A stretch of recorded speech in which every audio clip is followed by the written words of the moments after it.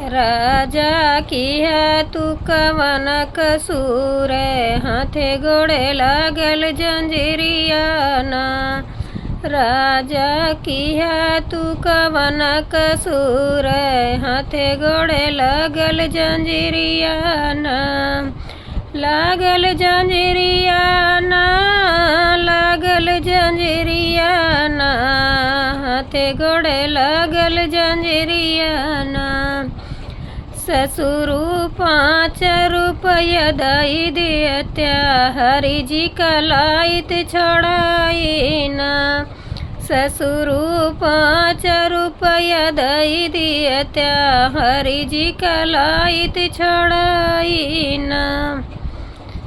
बहुहर कैसे जाबू भरी कचिहरी, कैसे धरबू पाँव रे, अरे कैसे धरबू पाँव रे।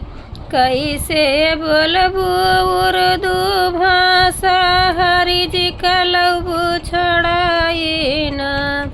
कैसे बोलबू उर्दू भाषा, हरि जी का लबू छोड़ाई ना।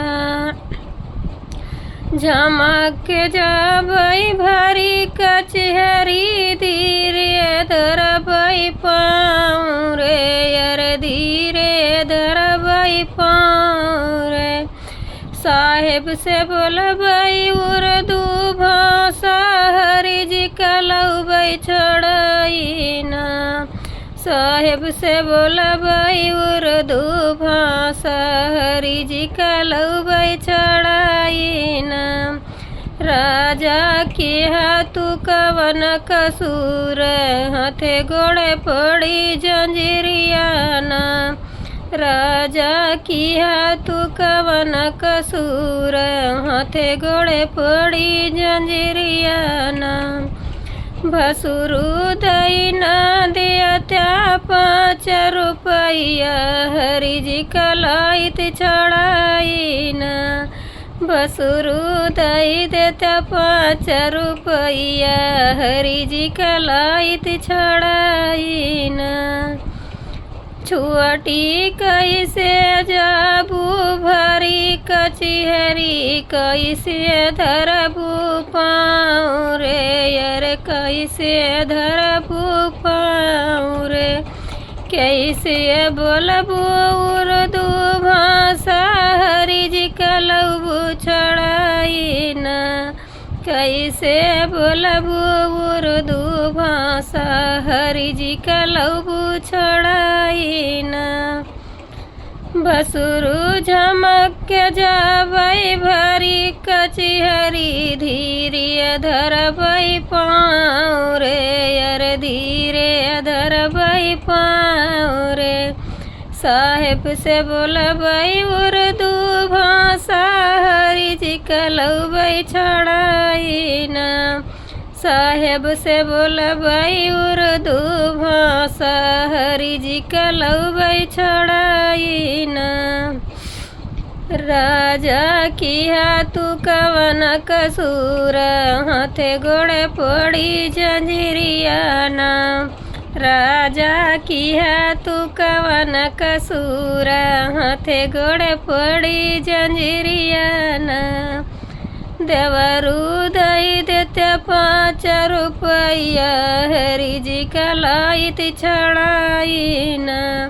देवरु दई देत्या 5 रुपया, हरि जी का लाइत छोड़ाई ना। भाभी कैसे जाबू भरी कचिहरी, कैसे धरबू पाँव रे, अरे कैसे धरबू पाँव रे। कैसे बोलबू उर्दू भाषा, हरि जी का लबू छोड़ाई ना। कैसे बोलबू उर्दू भाषा, हरि जी का लबू छोड़ाई ना। देवरु चमक जाबई भरी कचहरी, धीरे धरबई पाँव रे, अरे धीरे धरबई पाँव रे। साहेब से बोलबै उर्दू भाषा हरि जी का लौबै छड़ाइन। साहेब से बोलबै उर्दू भाषा हरि जी का लौबै छड़ाइन। राजा की हाथू कवन कसूर हाथे गोड़े पड़ी जंजीरियाना। राजा की हाथू कवन कसूर हाथे गोड़े पड़ी जंजीरियाना।